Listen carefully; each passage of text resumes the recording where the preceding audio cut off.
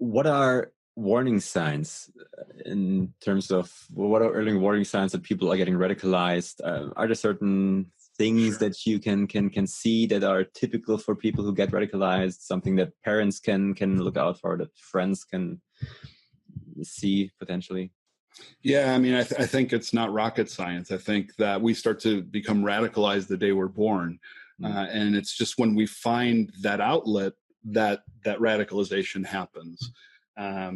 So, ideology is like a permission slip. It's like the driver's license that says, okay, now you can be angry and be really loud about it.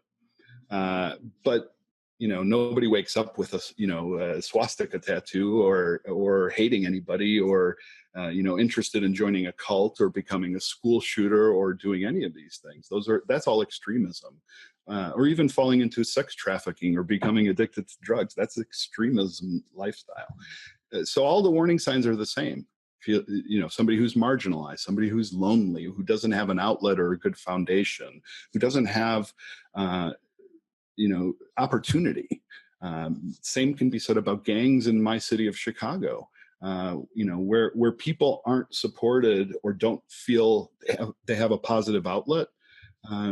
Sometimes the only option is not a positive outlet.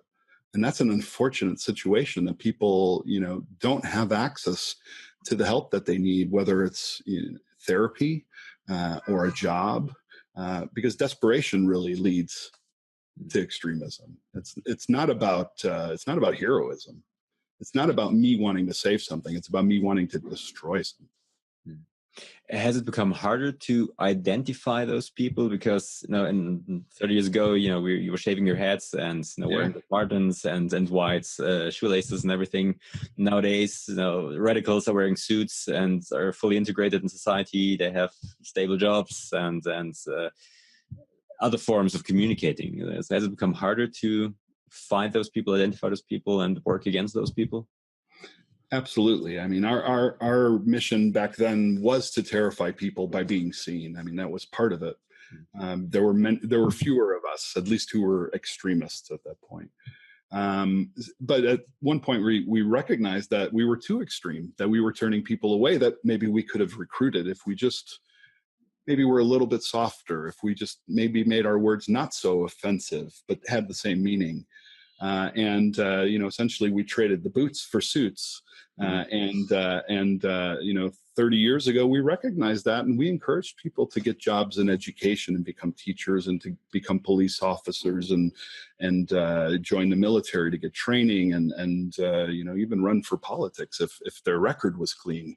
Here we are. It is much more difficult to see what is coming because they are our neighbors and they look like you and they look like me now and like our friends and our family and our doctors and our lawyers. And that's the unfortunate situation. Is it's very difficult to know what extremism is and what the impact is in the world without somebody opening their mouth or committing an action. And now it's not about waving a flag anymore. It's about being part of the fabric.